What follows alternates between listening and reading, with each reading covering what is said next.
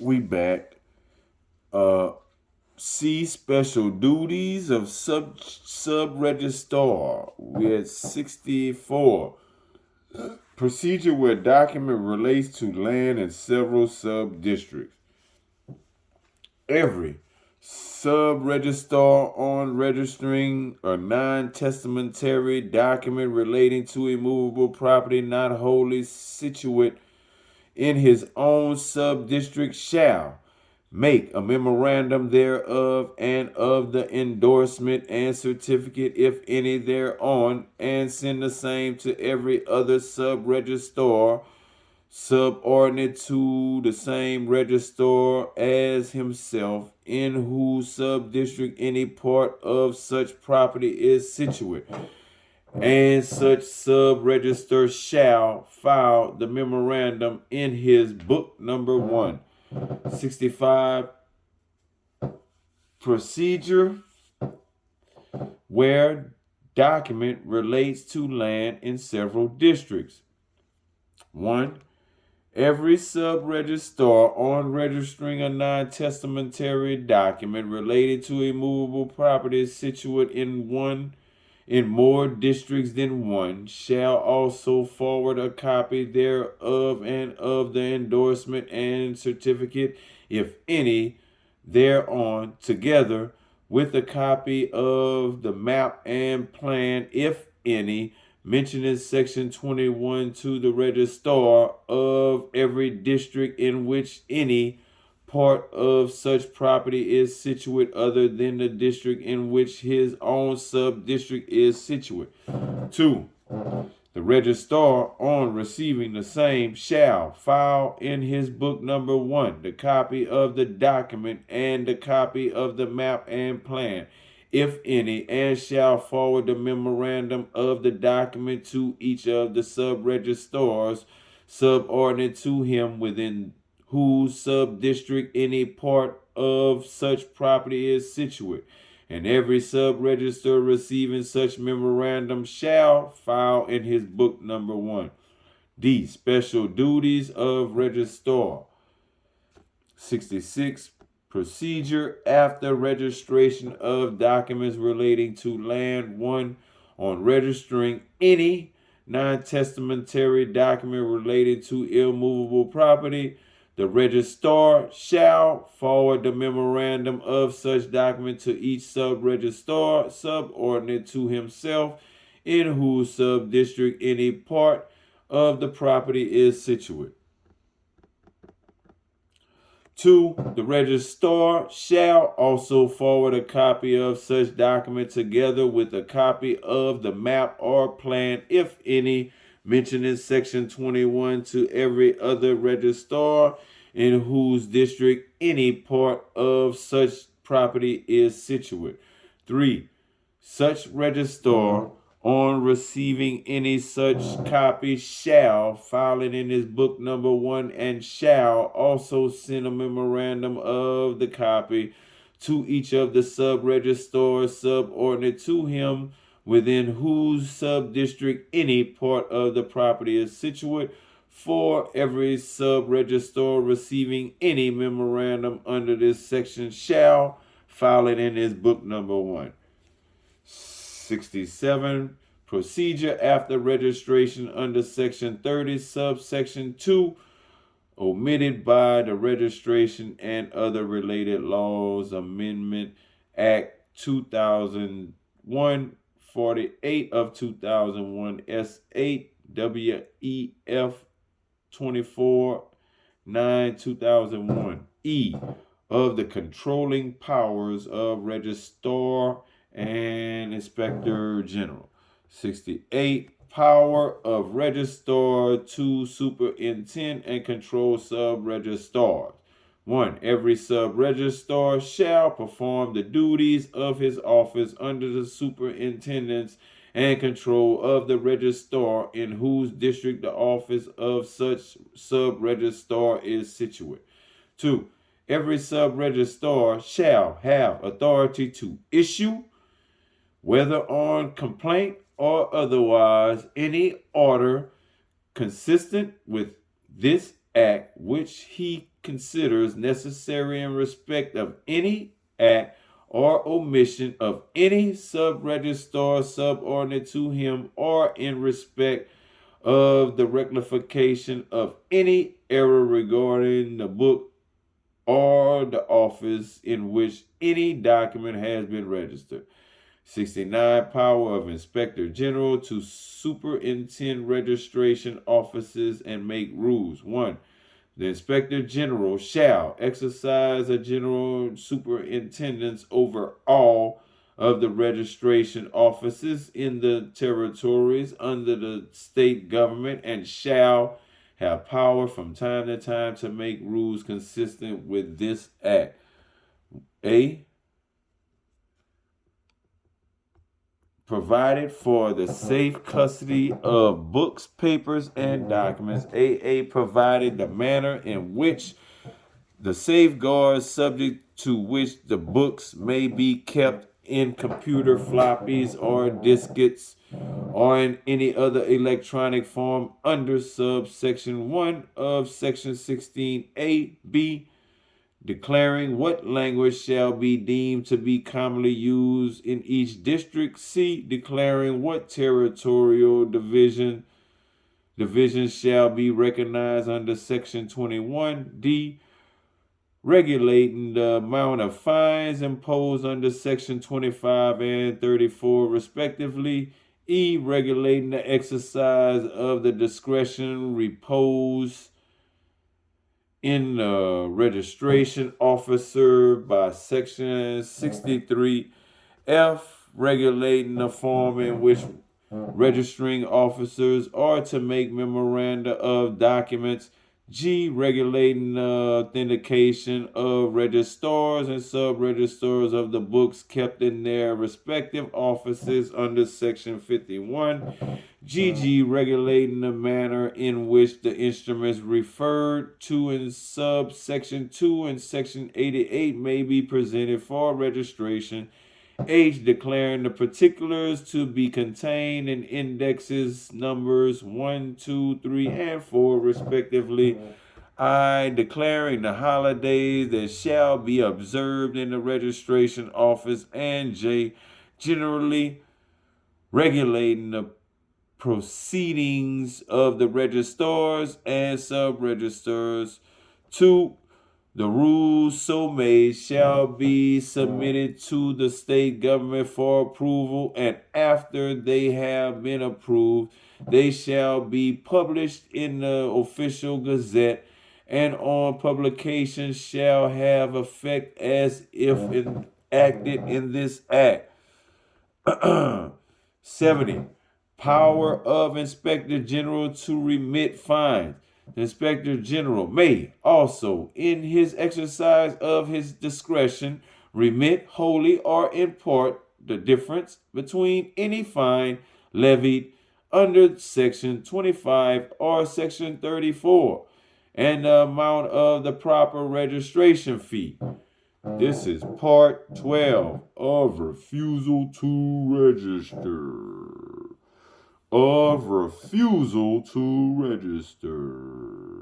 This is 71. Reasons for refusal to register to be recorded. 1. Every sub-registrar refusing to register a document except on the grounds that the property to which it relates is not situate within his sub-district shall make an order of refusal and record his reasons for such in his book number 2, and endorse the words registration refused on the document and on application made by any person executing or claiming under the document shall, without payment and unnecessary delay, give him a copy of the reasons so recorded. 2. No registering officer shall, except for registration, a document so endorsed unless and until under the provisions hereinafter contained, the document is directed to be registered. 73. 2. Appeal to register from orders of sub-registrar refusing registration on ground other than denial of execution. 1. Except where the refusal is made on the ground of denial of execution, an appeal shall lie against an order of a sub-registrar refusing to admit a document to registration, whether the registration of such document is compulsory or optional to the registrar to whom such sub-registrar is subordinate, if presented to such registrar within 30 days from the date of the order, and the registrar may reverse or alter such order. 2. If the order of the registrar directs the document to be registered and the document is duly presented for registration within 30 days after the making of such order, the sub-registrar shall obey the same, and thereupon shall, so far as may be practicable, follow the procedure prescribed in section 58, 59, and 60, and such registration shall take effect as if the document had been registered when it was first duly presented for registration. 73. Application for registrar, where sub-registrar refuses to register on ground of denial of execution. 1. When a sub-registrar has refused to register a document on the ground that any person by whom it purports to be executed or his representative or assigned denies its execution, any person claiming under such document or his representative, assigned, or agent authorized as aforesaid may, within 30 days after the making of the order of refusal, apply to the registrar to whom such sub-registrar is subordinate in order to establish his right to have the document registered. 2. Such application shall be in writing and shall be accompanied by a copy of the reasons recorded under section 71, and the statements in the application shall be verified by the applicant in manner required by law for the verification of plaints. 74. Procedure of registrar on such application in such case, and also where such denial as aforesaid is made before the registrar in respect of the document presented for registration to him, the registrar shall, as soon as conveniently may be,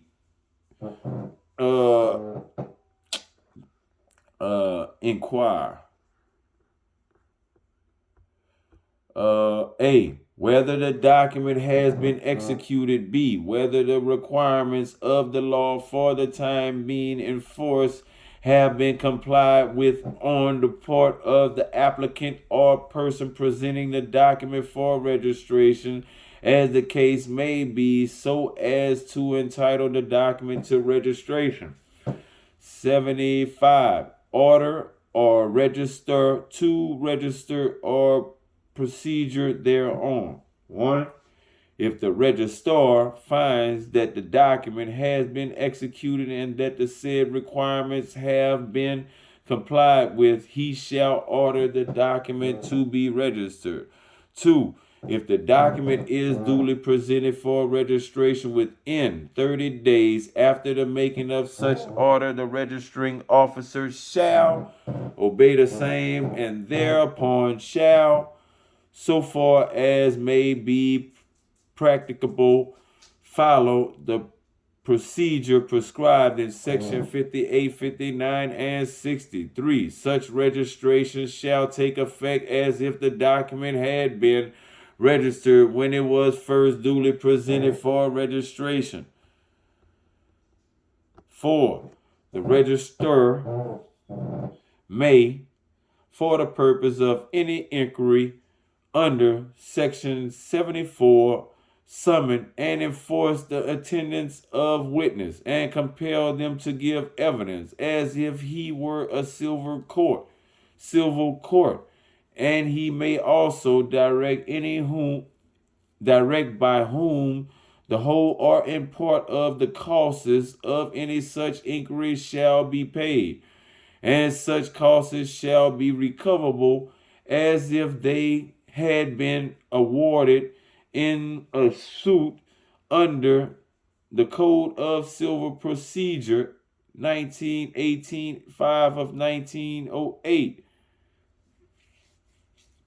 76. Order of refusal by registrar. 1. Every registrar refusing to register a document except on the grounds that the property to which it relates is not situate within his district, or that the document ought to be registered in the office of a sub-registrar, or B, to direct the registration of a document under Section 72 and Section 75, shall make any order of refusal or record the reasons for such order in his book number 2, and on application made by any person executing or claiming under the document shall, without unnecessary delay, give him a copy of the reasons so recorded.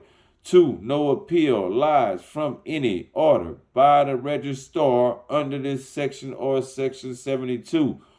77. Suit in case of order of refusal by registrar. 1. Where the registrar refuses to order the document to be registered under Section 72 or decree Section 76, any person claiming under such document or his representative, assigned, or agent may, within 30 days after the making of the order of refusal, institute in a civil court within the local limits of whose original jurisdiction is situate the office in which the document is sought to be registered, a suit for a decree directing the document to be registered in such office, if it be duly presented for registration within 30 days after the passing of such decree. 2. The provisions contained in subsection 2 and 3 of Section 75 shall, mutatis mutandis, apply to all documents presented for registration in accordance with any such decree, and notwithstanding anything contained in this act, the document shall be receivable in evidence in such suit. Let's see if this phone will let us look up this word. Legal definition of mutatis According to Merriam-Webster, legal applies to what is sanctioned by law or in conformity with the law, especially as it is written or administered by the courts. Legal definition of mutatis mutandis.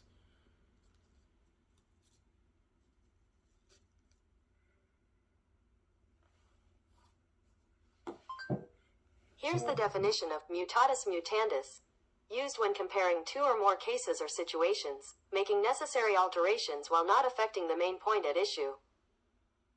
What is true of undergraduate teaching in English is equally true mutatis mutandis of American graduate schools. So it is used when comparing two or more cases or situations, making necessary alternatives while not affecting the main point at issue. We had part 13. We had part 13 of the fees for registrations, searches, and copies. Part 13 of the fees for registrations, searches, and copies. 78. Fees to be affixed by state government. The state government shall prepare a table of fees payable. I'm going to read that one over. 78. Fees to be affixed by state government. The state government shall prepare a table of fees payable. 1. For the registration of documents. B. For the searching of registers. C. For making or granting copies of reasons, entries, or documents before, on, or after registration, and of extra or additional fees payable. D. For every registration under Section 30. E. For the issue of commissions. F. For filing translations. G. For attending at private residences. H. For the safe custody and return of documents. And I. For such other matters as appear to the government necessary to effect the purposes of this act. 59. Publication of fees. A table of the fees so payable shall be published in the official gazette, and a copy thereof in English and the vernacular language of the district shall be exposed to public view in every registration office. 80. Fees payable on presentation. All fees for the registration of documents under this act shall be payable on the presentation of such documents. Part 14 of penalties. Part 14 of penalties. 81. Penalties for incorrectly endorsing, copying, translating, or registering documents with intent to injure. Every registering officer appointed under this act and every person employed in his office for the purposes of this act who, being charged with the endorsing, copying, translating, or registering of any document presented or deposited under its provisions, endorses, copies, translates, or registers such document in a manner which he knows or believes to be incorrect, intending thereby to cause or knowing it to be likely that he may thereby cause injury, as defined in the Indian Penal Code 45 of 1860, to any person shall be punishable with imprisonment for a term which may extend to 7 years, or with fine, and with both. 82. Penalty for making false statements, delivering false copies or translations, false personation, or abetment. Whoever, A, intentionally makes any false statement, whether on oath or not, and whether it has been recorded or not, before any officer acting in execution of this act in any proceeding or inquiry under this act, or B, intentionally delivers to a registering officer in any proceeding under Section 19 or Section 21 a false copy or translation of a document, or a false copy of a map or plan, or C, falsely personates another, or in such assumed character presents any document, or makes any admission or statement, or causes any summons or commission to be issued, or does any other act in any proceeding or inquiry under this act, or D, abets anything made punishable by this act, shall be punishable with imprisonment for a term which may extend to 7 years, or with fine, or with both. 83. Registering officer may commence prosecutions. 1. A prosecution for any offense under this act coming to the knowledge of a registering officer in his official capacity may be commenced by or with the permission of the Inspector General, the registrar or sub-registrar in whose territory, district, or sub-district, as the case may be, the offense has been committed. 2. Offenses punishable under this act shall be triable by any court or officer executing powers not less than those of a magistrate of the second class. 84. Registering officer to be deemed public servants. Aren't they? Have they been officially officers? 1. Every registering officer appointed under this act shall be deemed to be a public servant within the means of the Indian Penal Code 45 of 1862. Every person shall be legally bound to furnish information to such registering officer when required by him to do so. 3. In section 228 of the Indian Penal Code 45 of 1860, the word judicial proceeding shall be deemed to include any proceeding under this act. We're at part 15, miscellaneous. We are damn near done. 85, destruction of unclaimed documents. Documents other than wills remaining unclaimed in any registration officer for a period exceeding 2 years may be destroyed. 2 years may be destroyed. 86, registering officer not liable for a thing bona fide done or refused in his official capacity. No registering officer shall be liable to any suit, claim, or demand by reason of anything in good faith done or refused in his official capacity. 87. Nothing so done invalidated by defect in appointment or procedure. Nothing done in good faith pursuant to this act or any act thereby appealed by any registering officer shall be deemed invalid merely by reason of any defect in his appointment or procedure.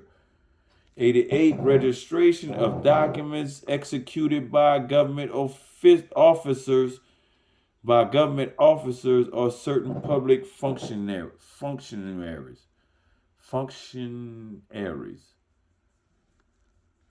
1. Notwithstanding anything contained in this act, it shall not be necessary for A. any officer, governor, or B. any administrator general, official trustee, or official assignee, or C. the sheriff, receiver, or register of a high court, or D. the holder for the time being of such other public office as may be specified in a notification in the official gazette issued in that behalf by the state government. To appear in person or by agent at any registration office in any proceeding connected with the registration of any instrument executed by him or in his favor in his official capacity, or to sign as provided in section 58. 2.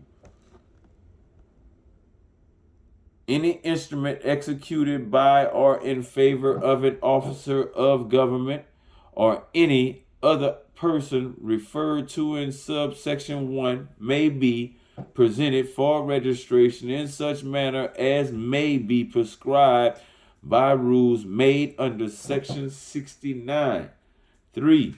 The registering officer to whom any instrument is presented for registration under this section may, if he thinks fit, refer to any secretary to government or to such officer of government or other person referred to in subsection 1 for information respecting the same, and on being satisfied of the execution thereof shall register the instrument. 89. Copies of certain orders, certificates, and instruments to be sent to registering officer and file. 1. Every officer granting a loan under the Land Improvement Loan Act 1883, 19 of 1883 shall send a copy of his order to the registering officer within the local limits of those jurisdiction, of whose jurisdiction the whole or any part of the land to be improved or of the land to be granted as collateral security is situate, and such registering officer shall file the copy in his book number 1. 2. Every court granting a certificate of sale of immovable property under the Code of Civil Procedure 1908, 5 of 1908 shall send a copy of such certificate to the registering officer within the local limits of whose jurisdiction the whole or any part of the immovable property comprised in such certificate is situate, and such officer shall file the copy in his book number 1. 3. Every officer granting a loan under the Agricultural Loan Act 1884, 2 of 1884 shall send a copy of any instrument whereby immovable property is mortgaged for the purpose of securing the repayment of the loan, and if any such property is mortgaged for the same purpose, in the order granting the loan, a copy also or that order to be registering officer within the local limits of whose jurisdiction the whole or any part of the property so mortgaged is situate, and such registering officer shall file the copy or copies as the case may be in his book number 1. He loves book number 1, right? Book number 1. All right. Exemption from Act. 4. Every revenue officer granting a certificate of sale to the purchaser of immovable property sold by public auction shall send a copy of the certificate to the registering officer within the local limits of whose jurisdiction the whole or in part of immovable property comprised in the certificate is situate, and such officer shall file the copy in his book number 1. 90. Exemption of certain documents executed by or in favor of government. 1. Nothing contained in this act or in the Indian Registration Act 1877, 3 of 1877, or in the Indian Registration Act 1871, 8 of 1871, or in any act thereby repealed shall be deemed to require or to have at any time required the registration of any of the following documents or maps, namely: A. Documents issued, received, or attested by any officer engaged in making a settlement or revision or settlement of land revenue, and which form part of the records of such settlement, or B. Documents and maps issued, received, or authenticated by any officer engaged on behalf of government in making or revising the survey of any land and which form part of the record of such survey, or C, documents which, under any law for the time being in force, are filed periodically in any revenue office by patwarists or other officers charged with the preparation of village records, or C, D, senads, enam, title deeds, and other documents purporting to be or to evidence grants or assignments by government of land or of any interest in land, or E, notices given under Section 74 or Section 76 of the Bombay Land Revenue Code 1879, or relinquishment of occupancy by occupants or of alienated land by holders of such land. 2. All such documents and maps shall, for the purposes of Section 48 and 49, be deemed to have been and to be registered in accordance with the provisions of this Act. 91. Inspection and copies of such documents. 1. Subject to such rules and the previous payment of such fees as the state government by notification in the official gazette prescribed in his behalf. All documents and maps mentioned in Section 90 clauses A, B, C, and E, and all registers of the documents mentioned in Clause D shall be open to the inspection of any person applying to inspect the same, and subject as foresaid, copies of such documents shall be given to all persons applying for such copies. 2. Every rule prescribed under this subsection or made under Section 69 shall be laid as soon as it is made before the state legislature. 92. Burmese registration rules confirmed, repealed by the government of India. Adaptation of Indian law orders 1937. 93. Repealed by Repealing Act 1938, 1 of 1938, S2 and Schedule. The Schedule. Repeal of enactments repealed by S2 and the Schedule Ibid. And that should be it. 24 pages, that's it. And this reading was from the Registration Act. 1908.